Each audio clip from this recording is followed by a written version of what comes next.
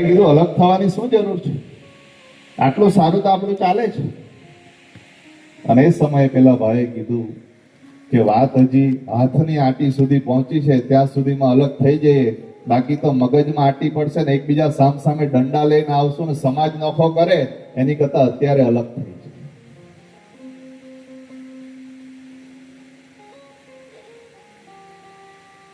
મિત્રો, ભાઈ ભાઈનો પ્રેમ શું કહેવાય, મા દીકરાનો પ્રેમ શું કહેવાય, એકવાર રામાયણ ખોલીને વાંચો તો ખબર પડે. ત્યાગ કોને કહેવાય, સમર્પણ કોને કહેવાય. બાકી વનવાસ તો ખાલી રામને હતો, સીતાજીને વનવાસ નહોતો અને લક્ષ્મણને વનવાસ નહોતો. એ તો ત્યાગ અને સમર્પણ આવે તો. બાકી જનકની દીકરી અને દશરથની ઘરે શાસન, પોતાનો બાપ રાજા આટલો ધનવાન સંપત્તિ વાળો અને પોતાના સસરા એ પણ દશરથ રાજા, આટલી સંપત્તિ, આટલું સન્માન, બાપ આટલો ધનવાન, સસરા આટલા ધનવાન, છતાં પણ પોતાના પતિની પાછળ, પતિની સેવા કરવા માટે એ સીતાજી વનમાં ગયા છે.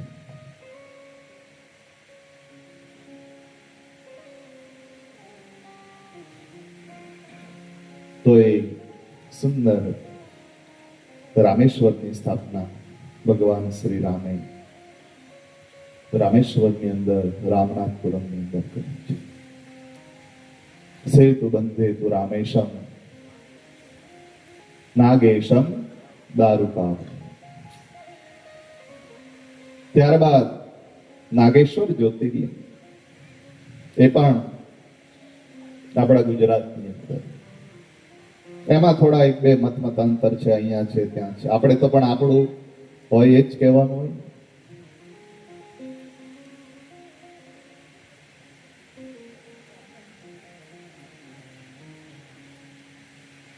દારૂક નામનો એક રાક્ષસ હતો અને એની પત્નીનું નામ દારૂકા હતું. બંને વિકરાળ હતા, ભયંકર હતા, બધા દેવતાઓને હેરાન કરી, મનુષ્યોને હેરાન કરી. અને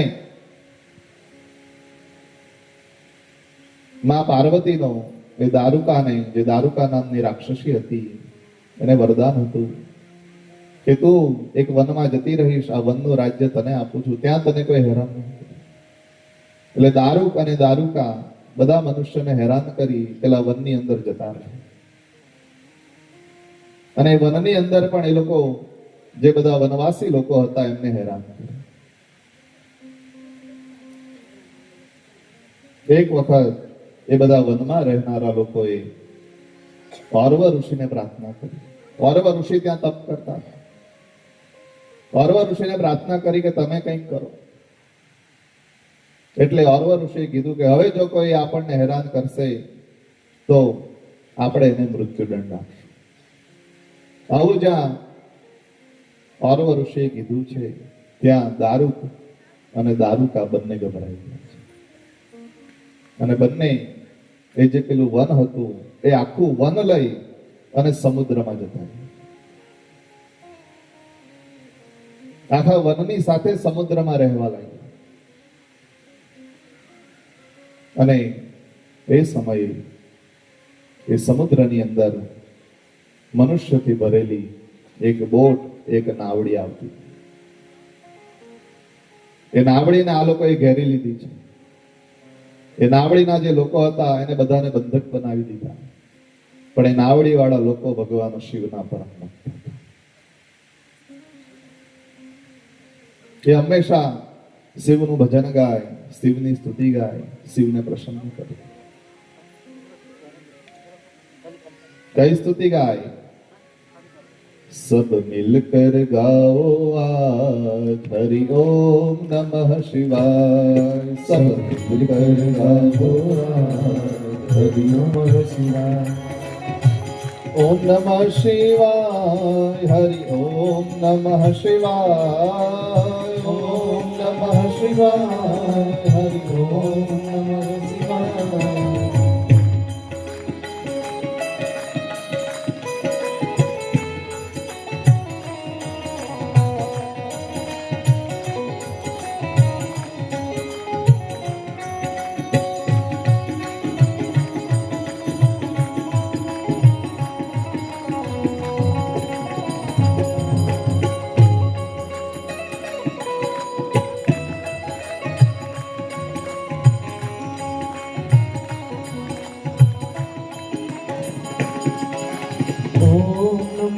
શિવાય હરિ ઓમ નમઃ શિવાય ઓમ નમઃ હરિ ઓમ નમઃ શિવાય ઓમ નમઃ શિવાય હરિ ઓમ નમઃ શિવાય ઓમ નમઃ શિવાય હરિ ઓમ નમઃ શિવાય ઓમ નમઃ શિવાય હરિ ઓમ નમઃ શિવાય ઓમ નમઃ શિવાય હરિ ઓમ નમઃ શિવાય ગાવો ગાવો પ્રેમ સે ગાવો ગાવો ગાવો પ્રેમ સે ગાવો ભાઈઓ ગાવો બહેનો ગાવો ભાઈઓ ગાવો બહેનો ગાવો सब मिलकर गावो आज हरि ओम नमः शिवाय सब मिलकर गाओ आज हरि ओम नमः शिवाय ओम नमः शिवाय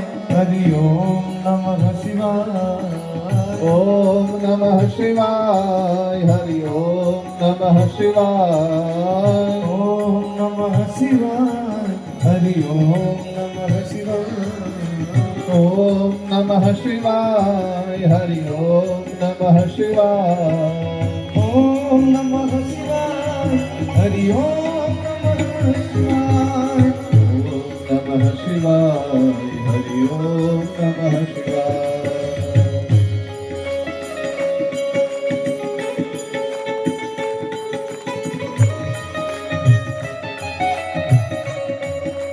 हर भोले श्री भोले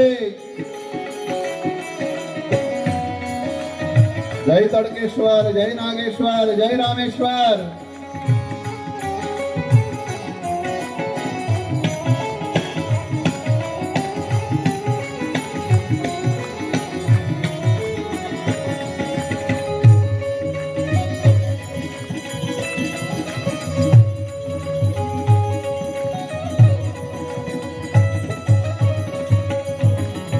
संतो बोले महंतो बोले संतो बोले महंतो बोले योगी बोले जोगी बोले योगी बोले जोगी बोले झाड़ बोले पहाड़ बोले गाड़ बोले पहाड़ बोले सब मिलकर बोले आज हरि ओम नमः शिवाय सब मिलकर बोलो आज हरि ओम नमः शिवाय ओम नमः शिवाय हरि ओम नमः शिवाय ओम नमः शिवाय हरि ओम नमः शिवाय ओम नमः शिवाय हरि ओम नमः शिवाय ओम नमः शिवाय हरि ओम नमः शिवाय ओम नमः शिवाय हरि ओम नमः शिवाय ओम नमः शिवाय हरि ओम नमः शिवाय ओम नमः शिवाय हरि ओम नमः शिवाय ओम नमः शिवाय हरि ओम नमः शिवाय એક સમુદ્રની અંદર નાવ આવે નાવની અંદર બધા મનુષ્ય હોય અને બધા જ મનુષ્ય પરમ શિવ ભક્ત ભગવાન શિવનું સ્તુતિ કરે ભજન કરે પૂજન કરે અને આ દારૂકા નામની રાક્ષસીને ખબર પડે છે અને એ સમયે દારૂકા નામની રાક્ષસી એ બધા મનુષ્યને મારવા માટે ત્યાં આવે છે અને એ જ સમયે ત્યાં ભગવાન શિવનો પ્રાદુર્ભાવ થાય છે ભગવાન શિવ ત્યાં પ્રસન્ન થાય છે અને દારૂકાને ત્યાં મારે છે અને એ સમયે બધા મનુષ્યો ભગવાનને પ્રાર્થના કરે કે હે ભગવાન તમે અમારો જીવ બચાવ્યો છે તમે અમારી રક્ષા કરી છે તો તમે અહીંયા જ્યોતિર્લિંગ સ્વરૂપે સ્થાન અને ભક્તોના કહેવાથી કારણ કે ભગવાન એ ભક્તને આધીન છે બધા ભક્તોના કહેવાથી ભગવાને ત્યાં જ્યોતિર્લિંગ સ્વરૂપે સ્થાન લીધું છે બોલીએ નાગેશ્વર મહાદેવ કી જય સૌરાષ્ટ્રે સોમનાથમ ચ શ્રીશૈલે મલ્લિકાર્જુનમ ઉજ્જૈન્યમ મહાકાલમ ઓમકારમ મમલેશ્વરમ પરલ્યા વેદ્યનાથમ ચ ડાકિન્યા ભીમશંકરમ શ્વેતબંધે તુ રામેશમ નાગેશમ દારુકામ અને પછી આવે છે વારાણ્યસા તો વિશ્વેશ્વર, પૃથ્વીની સૌથી પહેલી નગરી જેનું નામ વારાણસી છે, કાશી છે.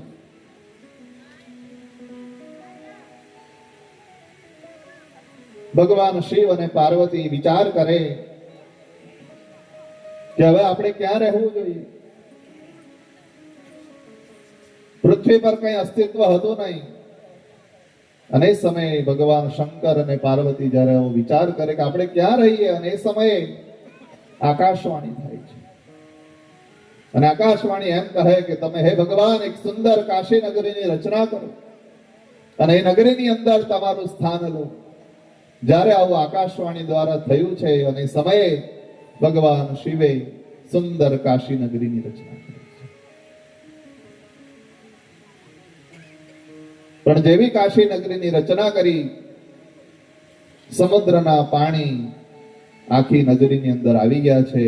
અને એ સમયે ભગવાન શિવે એ નગરીને પોતાના ત્રિશૂળની ઉપર રાખી છે. કાશી નગરી આજે પણ ભગવાનના ત્રિશૂળની ઉપર છે. અને એ સમયે ભગવાનના કાનમાંથી એક કર્ણિકા નીચે પડી, અને એ જગ્યા આજે પણ ત્યાં છે. કાશી બધા ગયા જ હશો, બધાને ખબર જ હશે. એ મણિકર્ણિકા ઘાટ.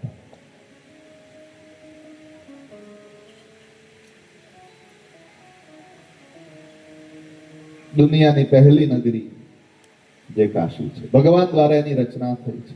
અને ભગવાને એને પોતાના ત્રિશૂળ પર રાખી છે. અને દુનિયાની સૌથી છેલ્લી નગરી પણ એ જ છે. આખી દુનિયાનો અંત થઈ જશે જ્યારે કળિયુગ પૂરો થશે ત્યારે. કેટલા વર્ષનો છે કળિયુગ? બીજા દિવસે આપણી ચર્ચા થઈ હતી. કેટલા વર્ષનો છે? 4,32,000 વર્ષનો કળિયુગ છે. હજી તો ખાલી 5,500 વર્ષ આપણે કાઢ્યા છે. હજી તો 4,26,000 વર્ષ બાકી છે. એટલે મિત્રો, જમાનો જરાય બદલાયો નથી. બહુ સારા જમાનામાં જીવીએ છીએ આપણે. હજી તો આગળ જતા હું આવશે વિચાર કરજો. 4,26,000 વર્ષ બાકી છે. આ તો બહુ સારું જીવન આપણે જીવી રહ્યા છીએ. ડિજિટલ યુગ છે, મોબાઈલનો યુગ છે, જવા માટે ગાડી છે.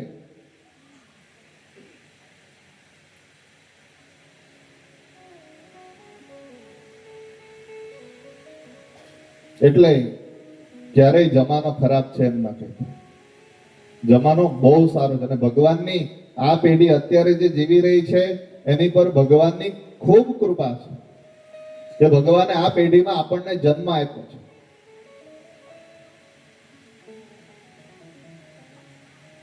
એટલે ક્યારેય કોઈ ફરિયાદ નથી.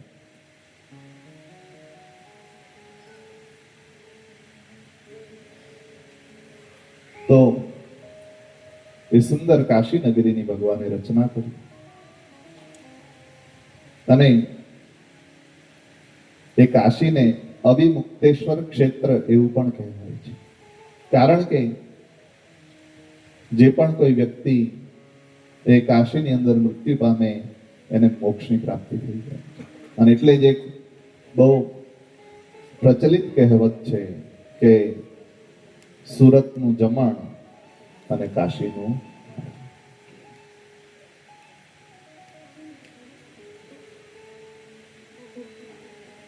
વર્ષો પહેલા તો એવું થતું હતું, 200, 500, 700 વર્ષ પહેલા માવજીભાઈ, કે મૃત્યુ સમય નજીક આવે એટલે ઘણા માણસો કાશીમાં જઈ અને આત્મહત્યા કરી લેતા.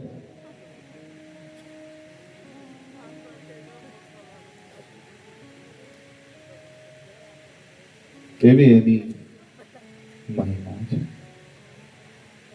અને પછી ભગવાને વિશ્વનાથ તરીકે ત્યાં જ્યોતિર્લિંગ સ્વરૂપે સ્થાન લીધું છે. બોલીએ વિશ્વનાથ મહાદેવ કી જય.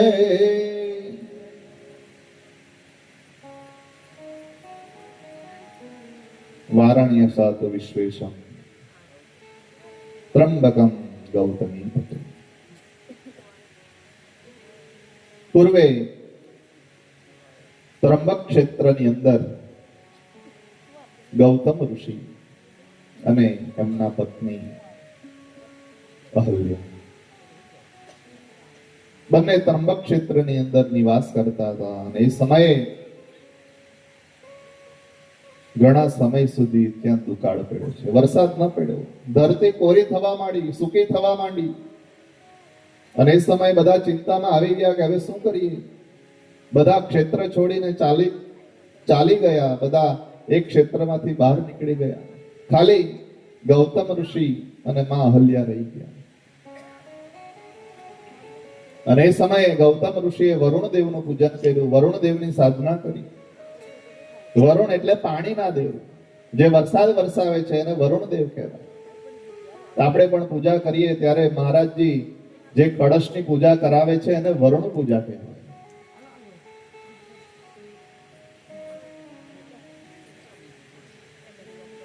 એ વરુણ દેવનું તપ કર્યું એટલે વરુણ દેવ પ્રસન્ન થયા. વરુણ દેવે કીધું, માંગો, તમને શું જોઈએ. અને એ સમયે ગૌતમ ઋષિએ કીધું છે કે આ ધરતી સૂકી છે, તમે એને લીલીછમ બનાવી દો, અહીંયા વરસાદ વરસાવો. અને વરુણ દેવ પ્રસન્ન થવાથી એ જગ્યા ઉપર મોટો ખાડો કરવામાં આવે અને ખાડામાં ખૂબ પાણી ભરાય અને આખી ધરતી એ લીલીછમ થઈ જાય. એ ધરતી પાણીવાળી થઈ જાય એટલે જે લોકો એ ગામ છોડી, એ ક્ષેત્ર છોડીને ચાલી ગયા હોય એ ફરી પાછા ત્યાં રહેવા માટે આવી જાય છે.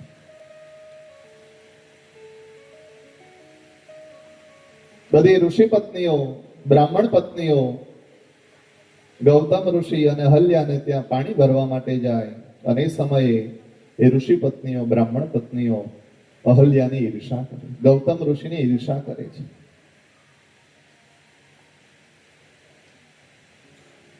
અને એ સમયે એ ઋષિ પત્નીઓ, બ્રાહ્મણ પત્નીઓ પોતાના પતિની ચડામણી કરે છે કે તમે કંઈક એવું કરો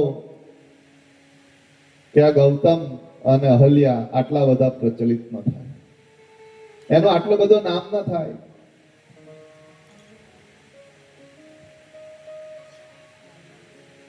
બંને ની આટલી નામના જોઈ પેલી ઋષિ પત્ની અને બ્રાહ્મણ પત્નીઓ ઈર્ષા કરે, પોતાના પતિઓને ચડાવે છે. અને ઋષિઓ અને બ્રાહ્મણો એ ગણપતિ દાદાનું પૂજન કરે છે, યજન કરે છે, ગણપતિ દાદાને પ્રસન્ન કરે છે.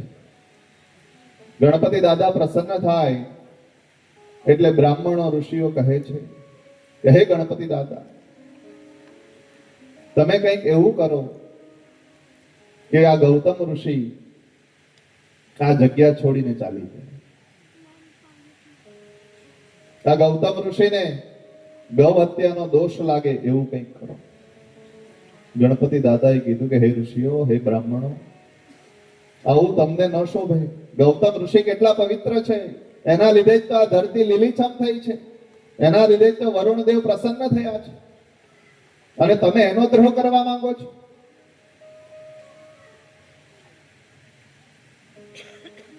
પણ બ્રાહ્મણો અને ઋષિઓ માનતા નથી. ગણપતિ દાદાએ બહુ સમજાવ્યા, બહુ કીધું કે મને નિમિત્ત ન બનાવો. અને જ્યારે ઋષિઓ અને બ્રાહ્મણો ન માન્યા એ સમયે ગણપતિ દાદાએ કીધું, સારું, તમે કહો એવું જ કરીશ, પણ હે ઋષિઓ, હે બ્રાહ્મણો, તમે ક્યારેય સુખી નહીં થઈ શકો. અને પછી ગણપતિ દાદાએ એક ગાયનું સ્વરૂપ લીધું છે. ગૌતમ ઋષિનું જ્યાં ખેતર હોય ત્યાં ગણપતિ દાદા ગાય સ્વરૂપે ચરે છે.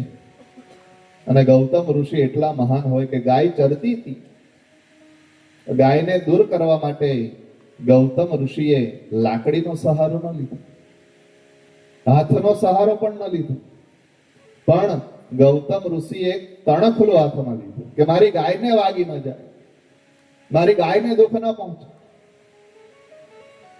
અને તણખલું કાઢી ગાયને અડાડ્યું. અને એ સમયે ગણપતિ જે ગાયના રૂપમાં આવ્યા હતા એ ગાય નીચે પડી. એ ગાય મૃત્યુ પામી અને એ સમયે બધા ઋષિઓ બ્રાહ્મણો ત્યાં આવી ગયા છે. ગૌતમ ઋષિને ખૂબ સંભળાયું છે કે તમે તો ગૌ હત્યા કરી નાખી, ગૌ હત્યાનું પાપ તમને મળી ગયું છે, તમે હવે આ વિસ્તાર છોડીને ચાલી જાઓ, તમારી અહીંયા કઈ જરૂર નથી. જ્યારે ઋષિઓ અને બ્રાહ્મણોએ આવું કીધું, ગૌતમ ઋષિ મનથી ખૂબ દુઃખી થયા છે. અને એ સમયે ગૌતમ ઋષિ બીજા ક્ષેત્રની અંદર પંડિતોની પાસે ગયા. એમને વંદન કરીને કહે કે હે ગુરુઓ, હે બ્રહ્મ દેવતા, મને ગૌ હત્યાનું પાપ લાગ્યું છે. એ પાપમાંથી મારે કેવી રીતે મુક્ત થવું? અને એ સમયે પંડિતો કહે છે કે હે ગૌતમજી, તમે પહેલા તો 3 વખત આખી પૃથ્વીની પરિક્રમા કરો, ત્યારબાદ આ જે વિંધ્ય પર્વત છે એની ઉપર ભગવાન શિવનું પૂજન કરો, ત્યારબાદ 1 કરોડ પાર્થિવ લિંગ બનાવો, એની પૂજા કરો, અને પછી માં ગંગાને અહીંયા પ્રગટ કરો અને એની અંદર તમે સ્નાન કરો, તો તમને આ ગૌ હત્યામાંથી મુક્તિ મળશે. અને એ સમયે પંડિતોનું આવું કહેવું માની ગૌતમ ઋષિ આખી પૃથ્વીની 3 વખત પરિક્રમા કરી છે. વિંધ્ય પર્વત ઉપર ભગવાન શિવનું પૂજન કરે, 1 કરોડ પાર્થિવ લિંગ બનાવી 1 કરોડ પાર્થિવ લિંગની પૂજા કરે અને માં ગંગાનું મનમાં સ્મરણ કરે. ગંગા ગોમતી ગણપતિ ગોપતિ. અને એ સમયે માં ગંગા પ્રસન્ન થાય છે. માં ગંગા એના નીર લઈ, એનો જળનો પ્રવાહ લઈ ત્યાં પ્રસન્ન થાય. અને એ સમયે ગૌતમ ઋષિ એની અંદર સ્નાન કરે, અને જેવા સ્નાન કરી ગૌતમ ઋષિ બહાર નીકળે અને એ સમયે સાક્ષાત ભગવાન શિવ ત્યાં પ્રસન્ન થાય છે.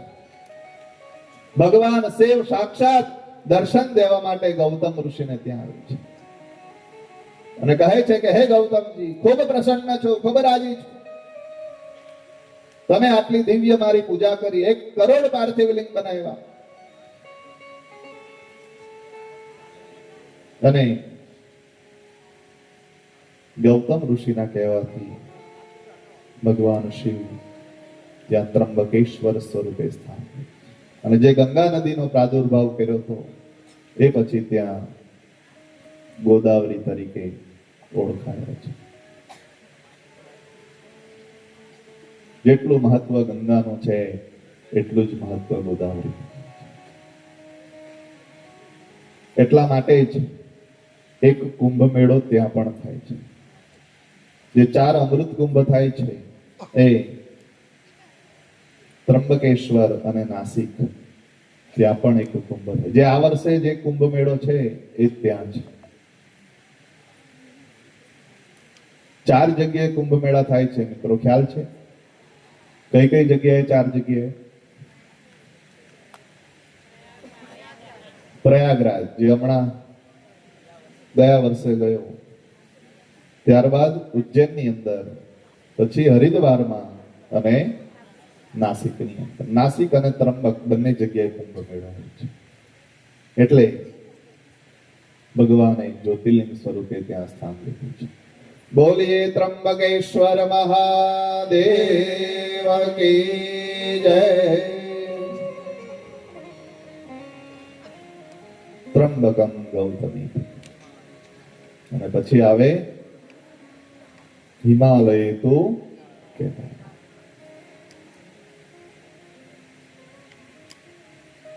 કેદારની અંદર જ્યાં ખૂબ બરફ વર્ષા થાય છે. બદ્રી અને કેદાર. બદ્રિકાશ્રમની અંદર ભગવાન નર અને નારાયણ સ્વરૂપે રહેતા હતા. અને એ સમયે એ નર નારાયણ 2 કથા છે. કેદારેશ્વરના કથા છે. સૌપ્રથમ આ નર અને નારાયણે ભગવાન શિવનું પૂજન કર્યું છે અને એ સમયે ભગવાન શિવે એમને દર્શન દીધા અને નર અને નારાયણે કીધું કે હે ભગવાન શિવ, તમે અમને દર્શન દીધા છે તો જ્યોતિર્લિંગ સ્વરૂપે અહીંયા સ્થાન છે. અને નર અને નારાયણના કહેવાથી ભગવાન શિવ, ભગવાન શંકર એ જ્યોતિર્લિંગ સ્વરૂપે કેદારેશ્વરની અંદર સ્થાન લીધું છે. બીજી એક પ્રચલિત કથા મહાભારતની અંદર મળી આવે છે કે જ્યારે મહાભારતનું યુદ્ધ પૂર્ણ થયું અને પછી પાંડવોને દુઃખ થયું છે કે અમે તો કેટલા બધાને માર્યા છે, ગુરુને માર્યા, અમારા પિતરાય ભાઈઓને માર્યા, અમારા દાદા ભીષ્મને માર્યા, તમને તો કેટલું બધું પાપ લાગ્યું હશે. અને પોતાના પાપના પ્રાયશ્ચિત માટે એ લોકો હિમાલયની અંદર પોતાનું શરીર ગાળવા માટે, શરીરને ક્ષીણ કરવા માટે હિમાલયની તરફ વાટ પકડે છે.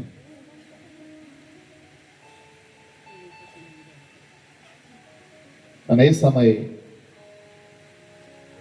ભગવાન શિવ એમને જોવા માટે ત્યાં આવે છે. ભગવાને પશુ સ્વરૂપ લીધું છે, પણ પાંડવોમાં જે પેલો ભીમ નામનો પાંડવ હતો એ ભગવાનને ઓળખી ગયો છે. એટલે ભગવાનને પકડવા માટે ભગવાનની પાછળ દોડ્યો અને જેવા ભગવાનને ખબર પડી કે આ ભીમ મને ઓળખી ગયો છે અને ભગવાન દોડ્યા છે, દોડીને ભગવાને જમીનની અંદર સમાઈ જવા માટે જમીનની અંદર માથું નીચે કર્યું છે અને ભીમે પાછળથી ભગવાનને પકડી લીધા છે. અને એ સમયે ભગવાને ત્યાં જ્યોતિર્લિંગ સ્વરૂપે સ્થાન લીધું છે. એનો બીજો ભાગ એ નેપાળની અંદર એનું મોઢું ઉત્પન્ન થયું અને પાછળનો ભાગ એ કેદારની અંદર ઉત્પન્ન થયો. એટલે પ્રચલિત કહેવત એવી પણ છે કે બંને જ્યોતિર્લિંગના દર્શન કરો ત્યારે એક જ્યોતિર્લિંગનું દર્શન કહેવાય. કેદારેશ્વર અને નેપાળનું પશુપતિનાથ, એ બંનેના દર્શન કરો ત્યારે એક જ્યોતિર્લિંગ પૂર્ણ થાય. તો એવો કેદારેશ્વરનો મહિમા છે. બોલીએ કેદારેશ્વર મહાદેવ કી જય. સૌરાષ્ટ્રે સોમનાથમ ચ શ્રીશૈલે મલ્લિકાર્જુનમ ઉજ્જૈન્યમ મહાકાલમ ઓંકારમ મમલેશ્વરમ પરલ્યા વૈદ્યનાથમ ચ ડાકિન્યા ભીમશંકરમ સેતુ બંધે તુ રામેશમ નાગેશમ દાલકામ વારાણસી તુ વિશ્વેશમ ત્રંબકમ ગૌતમી તટે હિમાલય તુ કેદારમ દુષ્મેશમ ચ શિવાય. 12મું જ્યોતિર્લિંગ જે ઘુષ્મેશ્વરના નામથી પ્રચલિત છે. એ ઘુષ્મેશ્વરનો પણ ખૂબ મહિમા આપણા ધર્મની અંદર બતાવવામાં આવ્યો છે.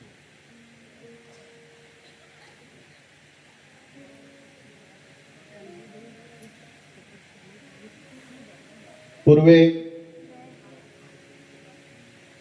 સુધર્મા નામનો એક બ્રાહ્મણ હોય છે, જેની પત્નીનું નામ સુદેહા હોય છે. બંનેના નામ પ્રમાણે જ ગુણ હોય છે.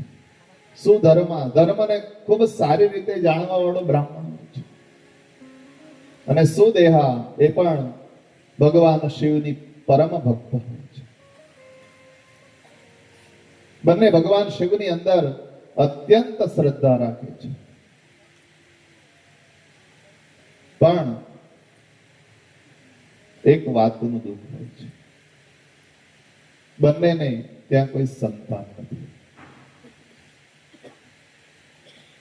એટલે બંને બધી રીતે સુખી હોવા છતાં બસ એક વાતનું દુઃખ ગાયા કરે કે અમારે ત્યાં કોઈ સંતાન નહીં, અમારે ત્યાં કોઈ સંતાન નહીં. અને એ સમયે સુદેહા વિચાર કરે કે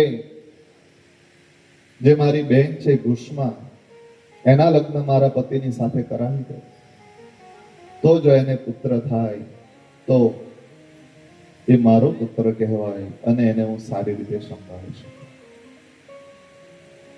એટલે સુદેહા એ પોતાની બહેન ગુષ્માનું લગ્ન સુધર્માન સાથે કરાવે અને ઈશ્વરની કૃપાથી એમને ત્યાં પુત્રની પ્રાપ્તિ થાય છે. જેવો પુત્ર પ્રાપ્ત થયો એટલે સુધર્માનું માન સન્માન ઘરમાં થોડું વધી ગયું. જેવું સુધર્માનું માન સન્માન ઘરની અંદર વધી ગયું એટલે સુદેહાને ઈર્ષા થઈ છે.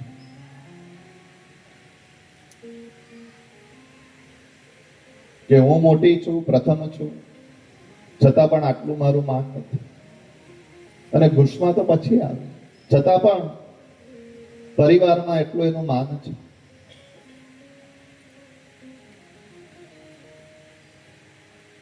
ગુષ્મા પણ પરમ શિવ ભક્ત હોય છે. ભગવાન શિવની અંદર એની ખૂબ શ્રદ્ધા હોય છે. ભગવાન શિવની પૂજા કરીને જ પછી એ બીજા બધા કાર્યો કરતી હોય છે. એટલે પેલી સુદેહાને થયું છે કે હવે મારે કંઈક કરવું પડશે. અને એક વખત ગુષ્મા પોતાની પથારીમાં સૂતી હોય છે અને એ સમયે સુદેહા એ ગુષ્માના પુત્રને ત્યાંથી લઈ જાય છે. એના પુત્રને ત્યાં મારી નાખે છે, એના ટુકડે ટુકડા કરી નાખવામાં આવે અને ટુકડાને એક સમુદ્રની અંદર મૂકી દેવામાં આવે છે, ફેંકી દેવામાં આવે છે. આ બાજુ ગુષ્મા એ ઊંઘમાંથી ઊભી થાય છે. આજુબાજુ જુએ છે, પોતાનો પુત્ર દેખાતો નથી, પણ મનની અંદર જરાય ચિંતા નથી કરતી. એના રોજના ક્રમ પ્રમાણે પ્રથમ એ ભગવાન શિવનું પૂજન કરે છે, પાર્થિવ લિંગ બનાવે છે, એને ધૂપ દીપ નૈવેદ્ય આદિ બધી વસ્તુ અર્પણ કરે. ભગવાન શિવની અંદર અતૂટ શ્રદ્ધા રાખે. પોતાનો દીકરો બાજુમાં ન દેખાયો છતાં પણ એમ નથી વિચારતી કે આ ક્યાં ગયો હશે, શું કરતો હશે, શું થયું હશે.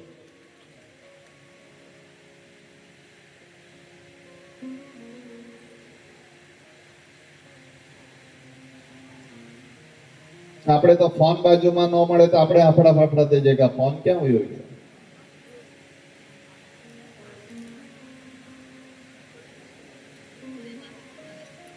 નિત્ય રોજની જેમ ભગવાન શિવનું પૂજન કરે અને પાર્થિવ લિંગને પધરાવવા માટે જાય, સમુદ્ર કિનારે જાય છે અને ભગવાન શિવ એની પર પ્રસન્ન થાય છે. જે પુત્રના ટુકડા કરી નાખ્યા હોય એ પુત્ર ત્યાં મસ્તીથી સમુદ્ર કિનારે રમતો દેખાય છે અને ભગવાન શિવ એ ગુષ્માની પર ખૂબ પ્રસન્ન થાય છે. હે ગુષ્મા, ધન્ય હો તારી પૂજાને, ધન્ય હો તારી ભક્તિને.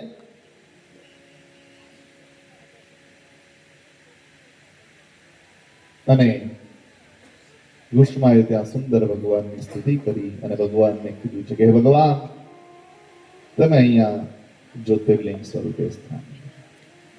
અને ગુષ્માના કહેવાથી ભગવાને જ્યોતિર્લિંગ સ્વરૂપે ત્યાં સ્થાન લીધું છે.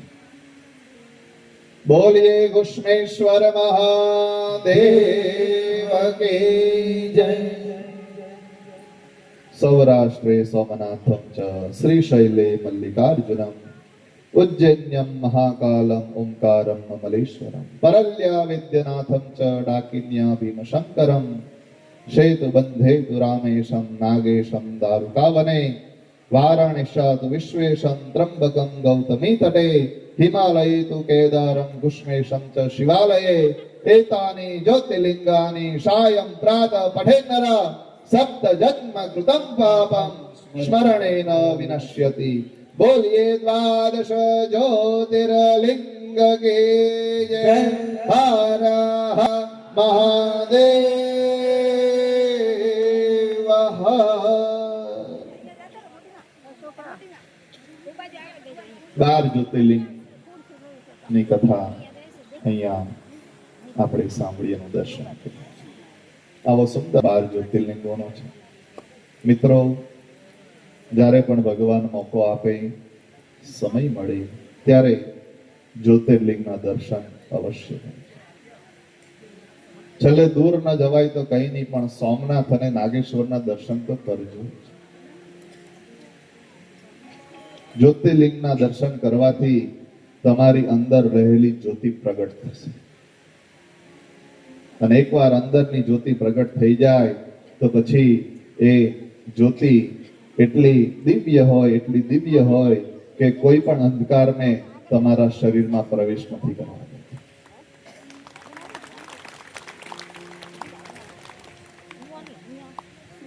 બાકી કળિયુગમાં જીવીએ છે, કલિયુગનો પ્રભાવ છે. લોકો કામી, ક્રોધી, લોભી બન્યા છે. મોહ અને માયા તમારે ને મારા જીવનમાં કામ કરે છે.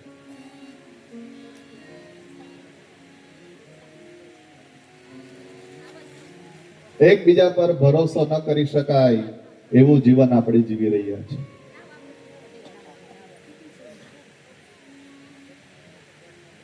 એક ભાઈ જંગલમાં ગયો, જંગલમાં એટલે વાઘ એની પાછળ પડ્યો.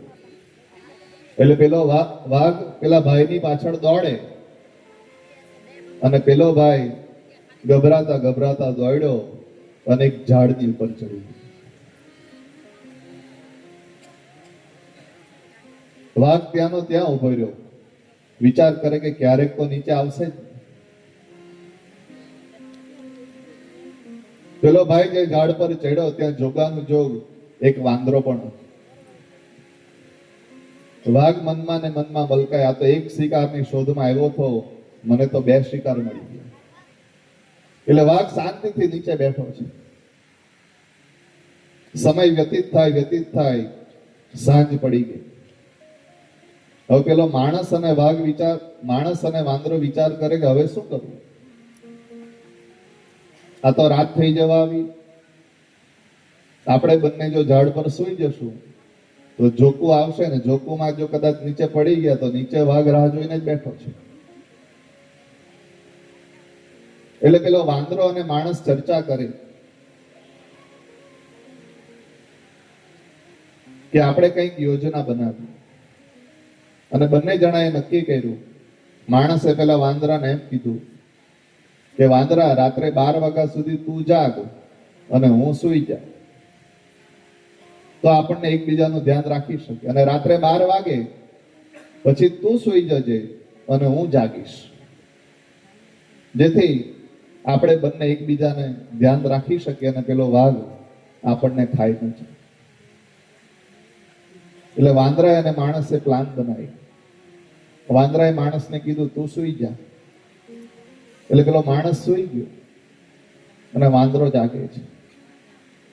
જેવો માણસ સૂઈ ગયો એટલે નીચેથી પેલા વાઘે વાત ચાલુ કરી કે વાંદરા, તું તો કેટલું સરસ પ્રાણી છે, અને મારી દુશ્મની તો આ માણસની સાથે છે. મારે તો એને ખાવો છે. એ સૂઈ ગયો છે, તું એને ધક્કો મારી અને નીચે પાડી દે તો હું તને કાંઈ નહીં કરું. માણસનો શિકાર કરી લઈશ, તું બચી જઈશ. અને એ સમયે વાંદરાએ કીધું છે કે હે વાઘ, તારી બધી વાત સાચી, પણ એ તો મારા ભરોસે સૂતો છે. મારાથી થોડો એનો ભરોસો તોડાય. 12 વાગ્યા સુધી મહેનત કરી, પણ પેલો વાંદરો એકનો બેનો છે. 12 વાગી ગયા. હવે માણસને ઉઠવાનો વારો હતો અને વાંદરાને સૂવાનો વારો. એટલે વાંદરાએ માણસને ઉઠાડ્યો. પેલો માણસ ઉઠ્યો. માણસે કીધું, વાંદરા, હવે તું સૂઈ જા, હું જાગું છું, જરાય ચિંતા નહીં કર. એટલે પેલો વાંદરો સૂઈ ગયો અને માણસ જાગતો હતો. એ જે યુક્તિ પેલા વાઘે વાંદરાને કરી હતી એ જ યુક્તિ પેલા માણસને કરી કે "હે માણસ, આ વાંદરો તો સૂઈ ગયો છે, મારે તો એનો શિકાર કરવો છે, તું જો એને ધક્કો મારી દે તો તને કાંઈ ન કરું, વાંદરાને ખાઈ જાવ, તું બચી જઈશ." અને પેલો તો આખરે માણસ,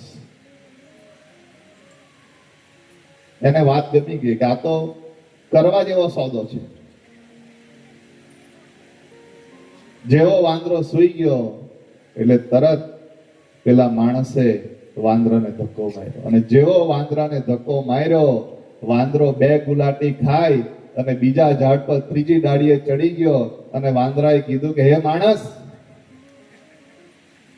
જ્યારે અમે નાના નાના હતા ત્યારે અમારા માતા અને પિતા અમને કહેતા હતા કે વાંદરા, જીવનની ઉપર બધા પર ભરોસો કરજો, પણ એક માણસ પર ક્યારેય ભરોસો નહીં કરતા."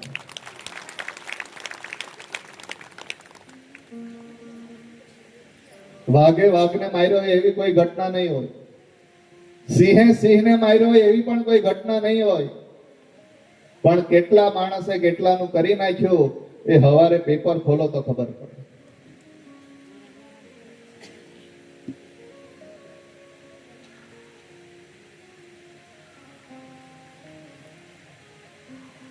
એક ગામની અંદર યમરાજ આવ્યા. યમરાજ એટલે એક ભાઈને થયું છે કે યમરાજ આવ્યા છે, લાવ એને મારી ઘરે લઈ.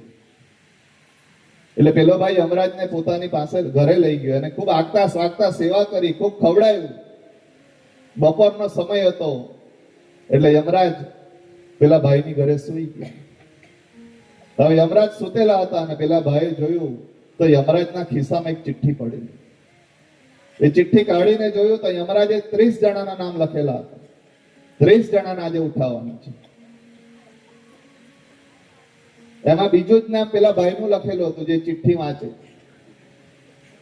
પેલા ભાઈ વિચાર કર્યો, યમરાજ 30 જણાને ઉઠાવવા આવ્યા છે, બીજું જ નામ મારું લખ્યું છે, હવે કરવું શું? એટલે એને શું કર્યું, બીજું નામ હતું ને એ છેકી નાખ્યું અને પોતાનું નામ એકદમ લાસ્ટમાં છેલ્લે લખી દીધું. પાછી ચિઠ્ઠી ઘડી વાળી અને યમરાજના ખિસ્સામાં મૂકી દીધી.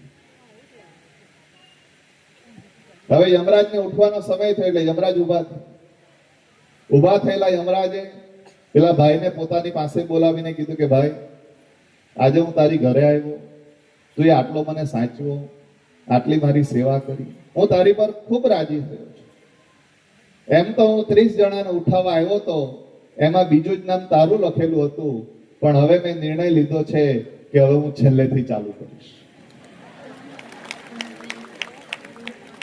આનો મતલબ એમ થાય કે જીવનની અંદર ગમે એટલા કાવા દાવા કરીએ પણ આખીરનો દોરી સંચાર ઉપરવાળા એ નચાવે એમ તમારે ને મારે અહીંયા નાચવાનું છે.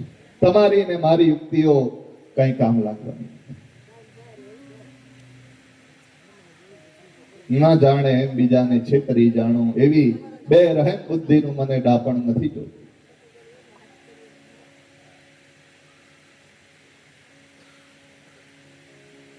તો એવી સુંદર 12 જ્યોતિર્લિંગની કથા શિવ પુરાણમાં કીધી છે. ત્યારબાદ ભગવાન શિવના જે 2-3 અવતારો છે એની કથા અહીંયા વર્ણવવામાં આવી છે. પણ એ પહેલા 1-2 મિનિટ માટે ઘર ઘરના લોકો આવો, શિવજીની ધૂન મચાવો. ઘર ઘરના લોકો આવો, શિવજીની ધૂન મચાવો. ઘર ઘરના લોકો આવો, શંભુની ધૂન મચાવો. ઘર ઘરના લોકો આવો. ભીલવાડાથી જે બહેનો ભાઈઓ આવ્યા છે, શીતલબેન ને એમને પણ વિનંતી સ્ટેજ પર આવી જાઓ. ભીલવાડાથી જે પણ આવ્યા છે અહીંયા આવી જજો. બેન તમે પણ આવી જાઓ.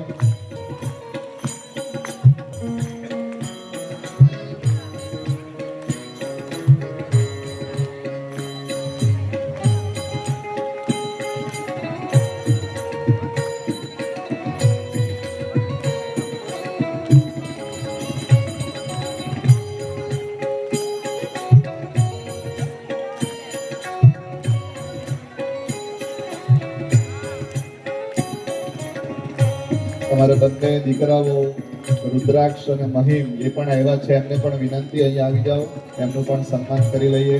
મહિમ અને રુદ્રાક્ષ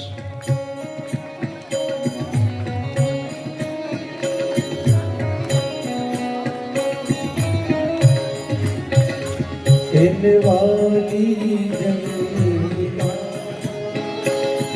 વરદીલી આગળ ખસવો તો હમણાં જ આવી જજો.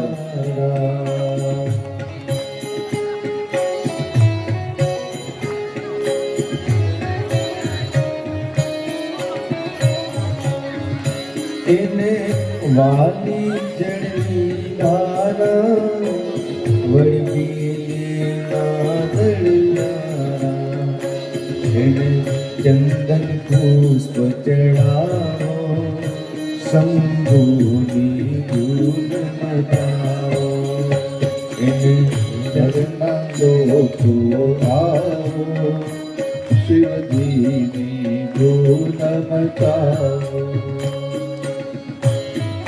આગળ ખસવું હોય તો હમણાં જ ખસી જજો, પછી ચાલુ કથામાં આગળ નહીં ખસતા. અત્યારે ધૂન ચાલે છે તો આગળ ખસી જજો.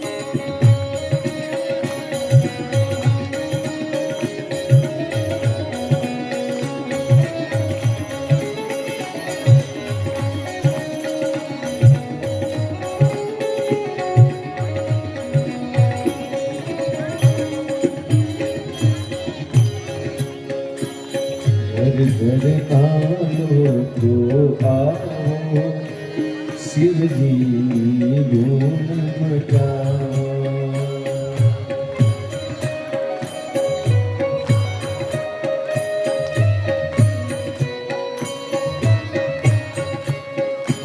એની સાથે છે ભૂત ટોળી, બળી અંગે ભસ્મ ચોળી.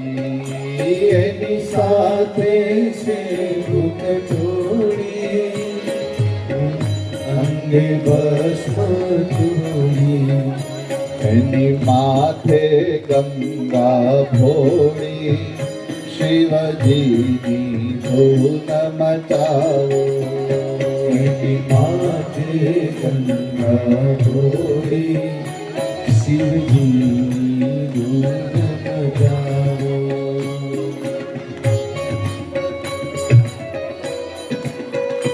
હર હર બોલે, હર હર શંભો.